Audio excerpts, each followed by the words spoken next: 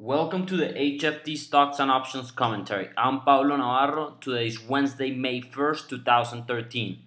For the volatility index, the VIX, the dollar weighted put call ratio here, we have a bearish reading on May with 54% of the total premiums paid, and we have neutral readings on June, July, and August with 36, 5, and 4% of the total premiums paid. The overall dollar weighted put call ratio is bearish today here, as you could see. Going to the charts here, we have the daily chart for SPX, and as you can see here, we have a big down day, down almost 1% today. And the interesting thing here, we broke yesterday high here. We have basically a bearish engulfing bar. As you know here, I'm neutral. I'm starting to be bearish here on the market. We're having a couple of issues here. Today we have FOMC and basically nothing changing. Tomorrow we have a ECB rate cut. We're gonna see how the market acts to that. We're expecting some cuts here on the rates for the ECB, and also Friday we have non-farm payrolls.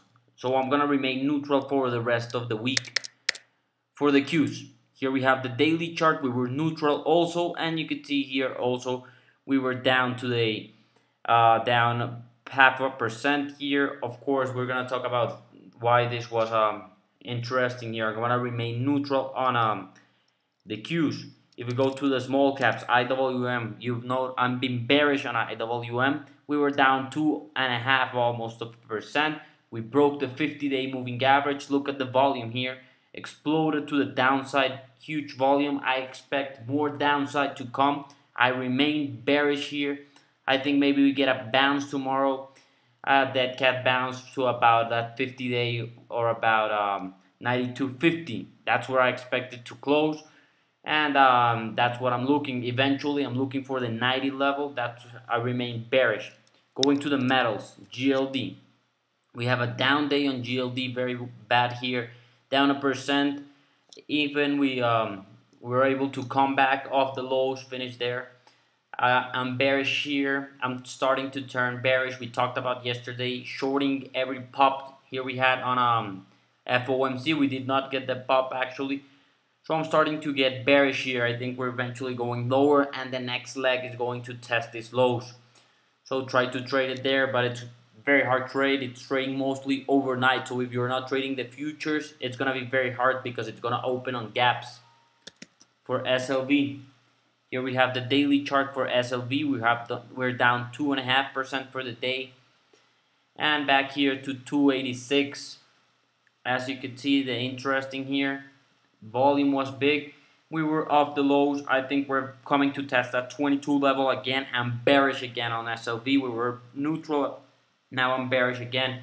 But again, the same thing. You need to trade the futures because most of the action is happening overnight. Going to the stocks.